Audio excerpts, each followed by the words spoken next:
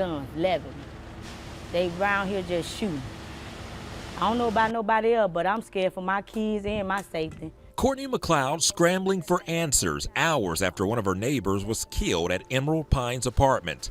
Police say 2 victims were shot multiple times Tuesday morning. The male victim, who authorities say identified as a female, died on the scene.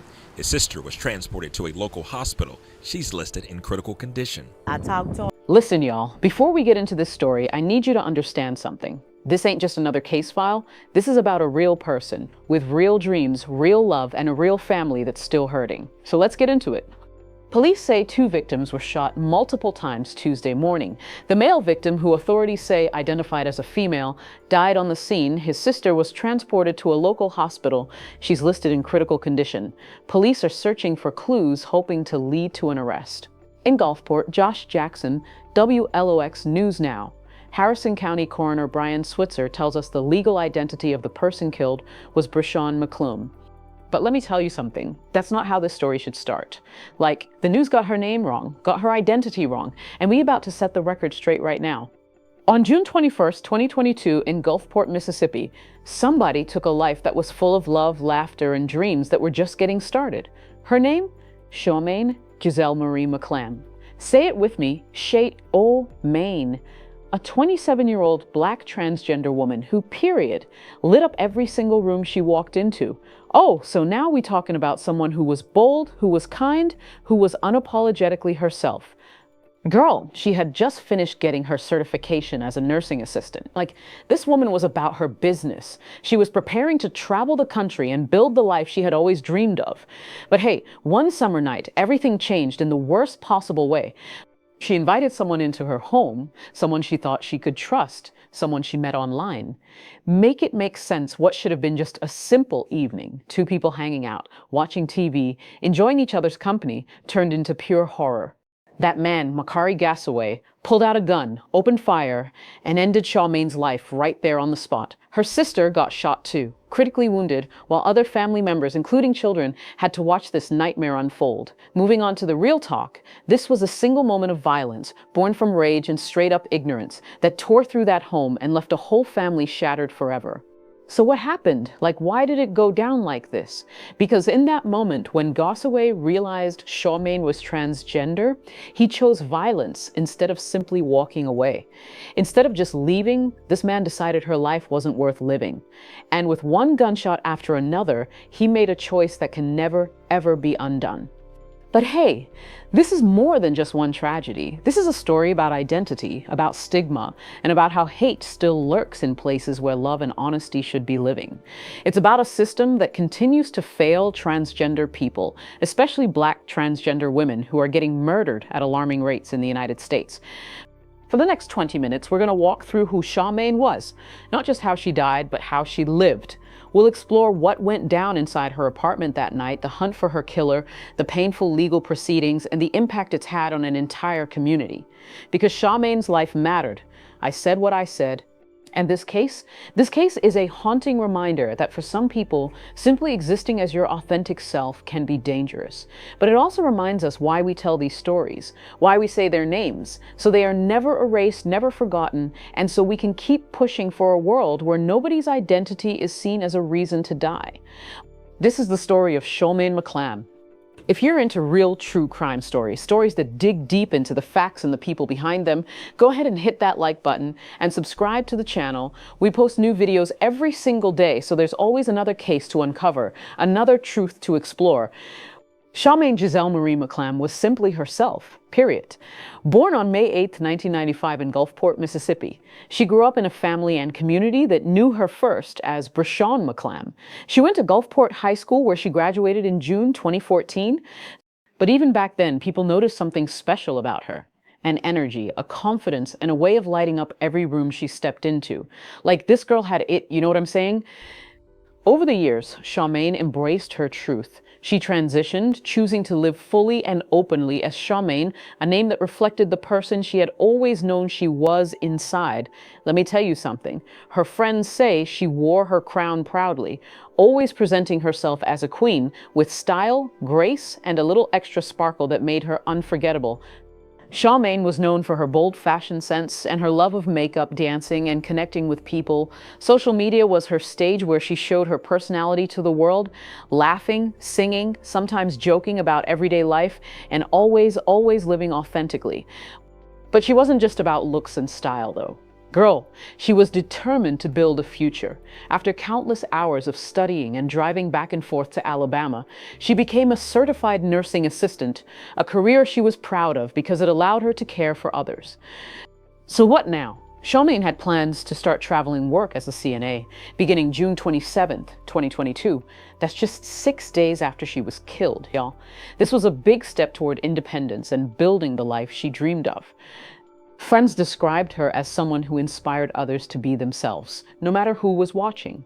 One friend said she didn't care about anybody's opinion. She dressed how she wanted, danced how she wanted, and lived how she wanted. She was a free spirit, and she made you want to be one too. Moving on to the real picture of who this woman was. Shawmaine lived her life like every day was her runway. Whether it was posting videos with a laugh, trying out a new look, or simply being that safe and loving person her friends could always count on, she had dreams. She had a career path. She had family and friends who loved her dearly. More than anything, she had a life she had fought hard to shape on her own terms. To understand what happened that night, we got to step into Gulfport, Mississippi. Gulfport is the second largest city in the state, a place known for its beaches, its port, and that small town familiarity even as it continues to grow. It's a city where people know their neighbors, where families have roots going back generations, and where, for better or worse, word travels fast. Nestled in that city is the Emerald Pines Apartments on 39th Avenue, a modest complex that, like so many places, holds its share of ordinary stories.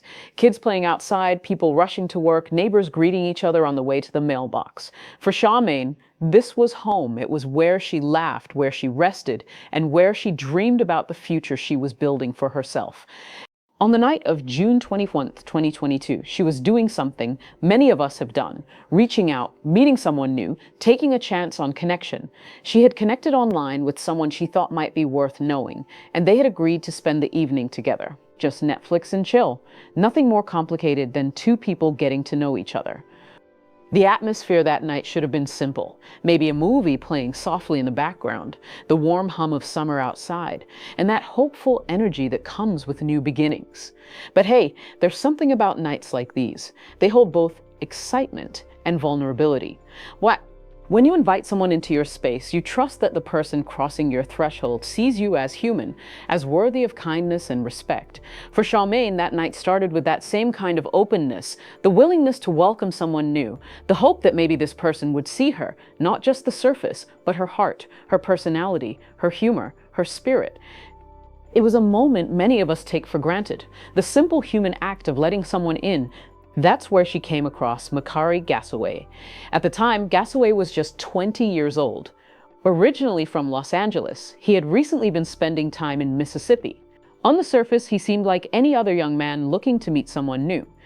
He and Shawmaine matched, and messages were exchanged quick, lighthearted, and filled with that spark of curiosity that often comes with online connections.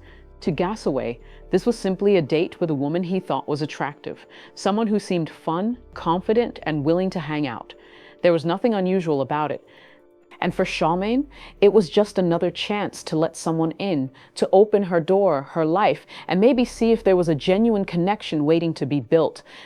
But listen, online interactions are layered with assumptions. People often present only what they want others to see, and those assumptions can create moments of tension when reality and perception collide.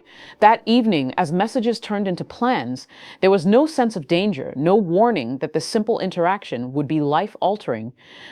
There was no shouting match online, no hostile words, just two people agreeing to meet up, to Netflix and chill the way so many young adults do every single day. At that moment, it seemed ordinary, even hopeful. One person opening their home, another stepping into a new space. It should have been as simple as laughter, maybe a movie, and a goodbye at the end of the night. But in that fragile moment of trust, something else was simmering under the surface. Something that, once ignited, would explode into irreversible tragedy.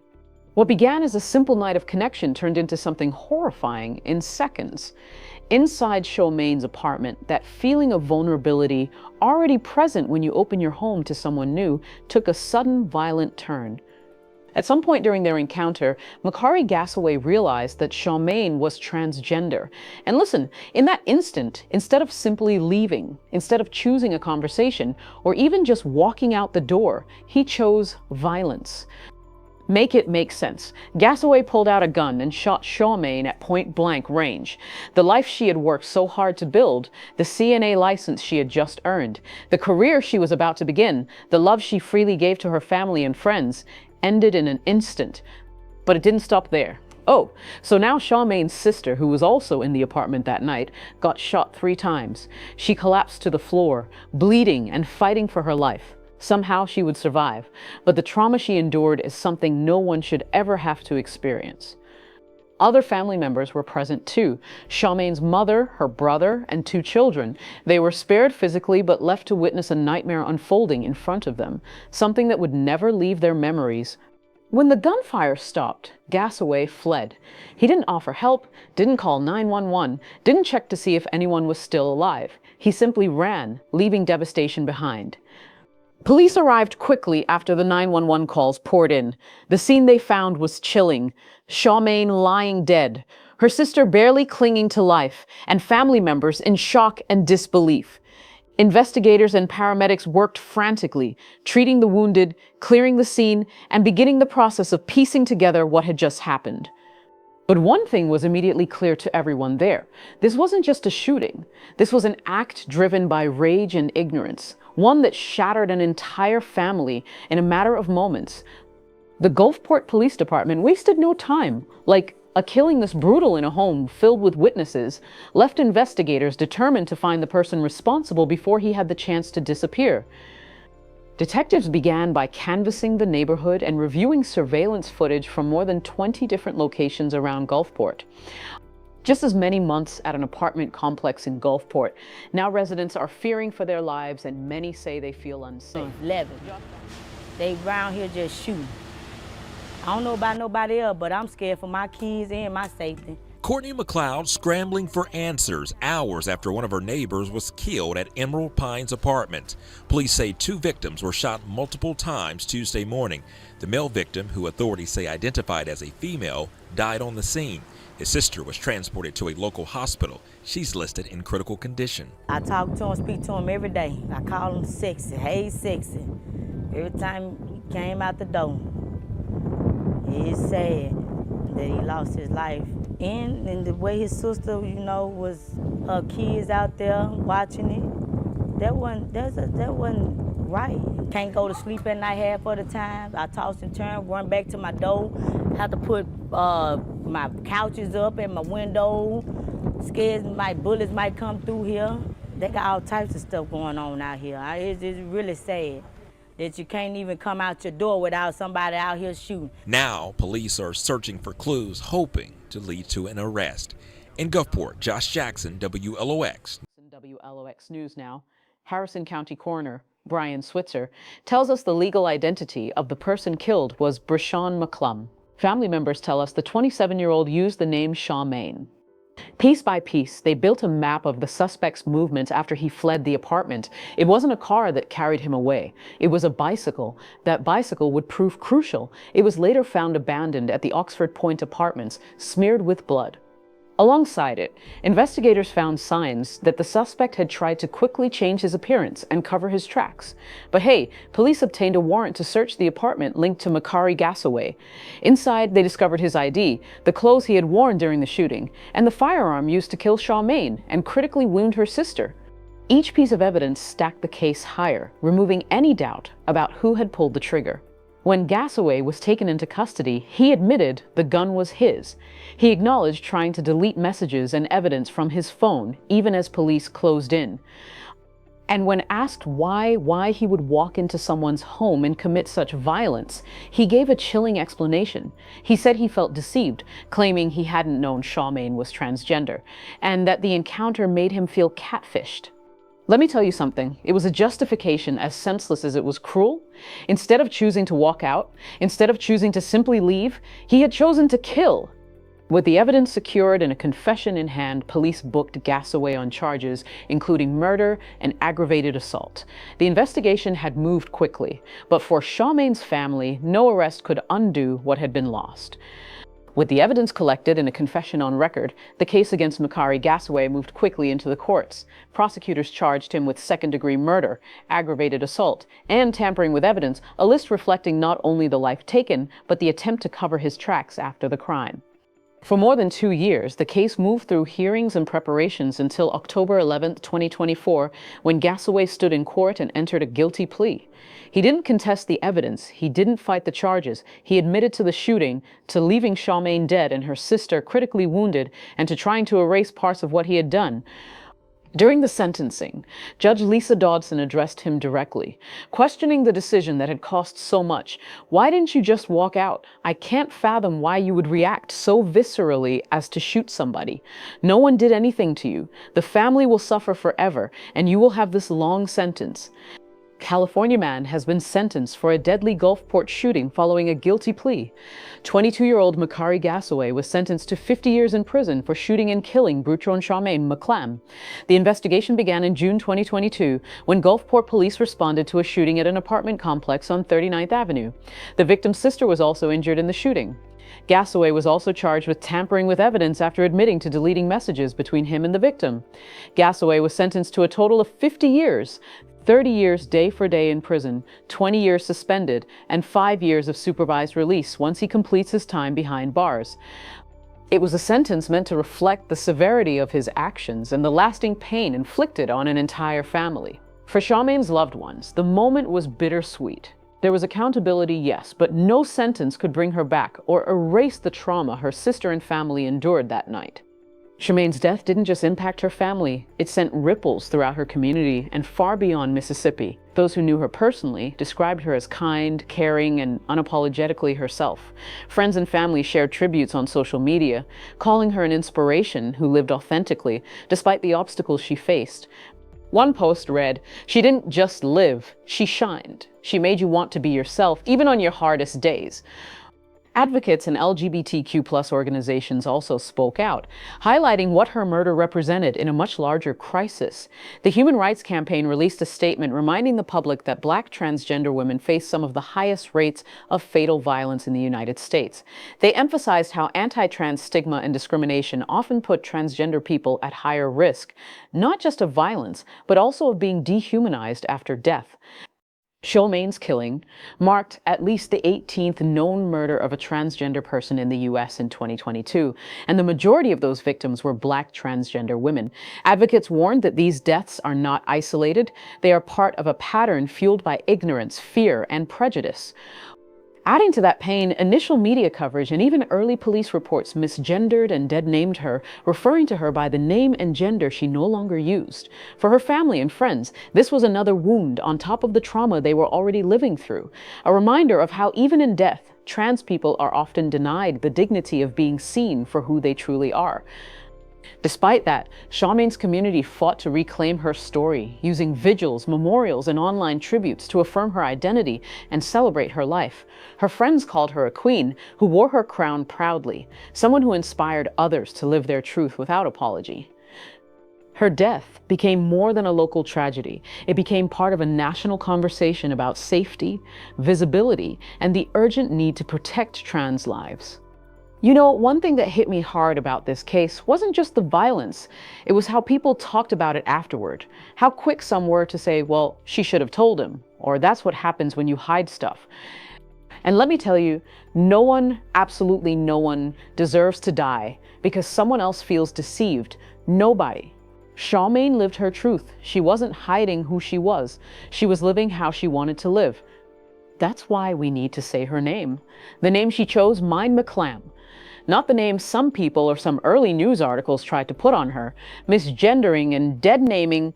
It's violence after death, and it hurts the people left behind. Her family had to watch the world argue over her identity while they were trying to bury their child, their sister, their friend.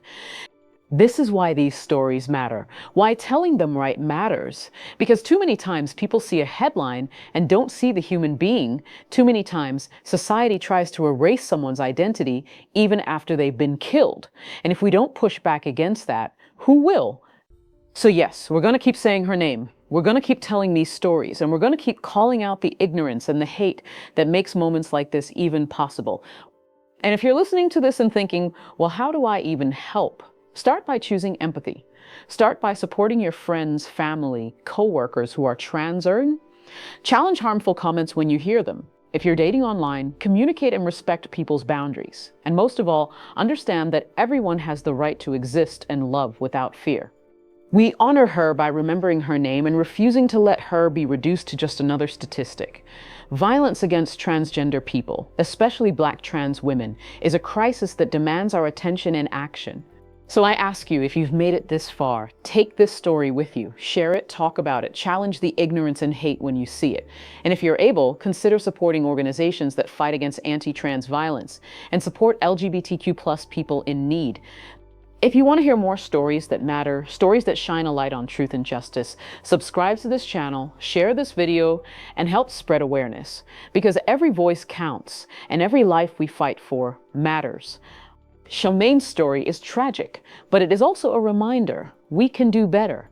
We have to do better. Her legacy deserves it. Period.